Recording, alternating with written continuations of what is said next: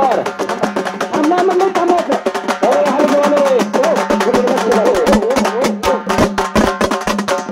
त्यांनी विधानसभा गाजवली, महाराष्ट्रभर पायाला भिंगरी लावून फिरणारे असे आमदार साहेब. एक मिनिट आमदार साहेब, एक मिनिट. उत्तम आपण आम्हाला सहकार्य केलेलं आहे. दूध तूप आपल्या हातून आम्हाला मिळालेला आहे, त्यामुळे मी कौतुक करतोय. वस्तुस्थिती बोलतोय असतात तुमच्यापाशी याच्या आधी जानकर साहेबांपाशी होतो, त्यामुळं ह्या साहेबांनी आमच्यावर फार उपकार केले.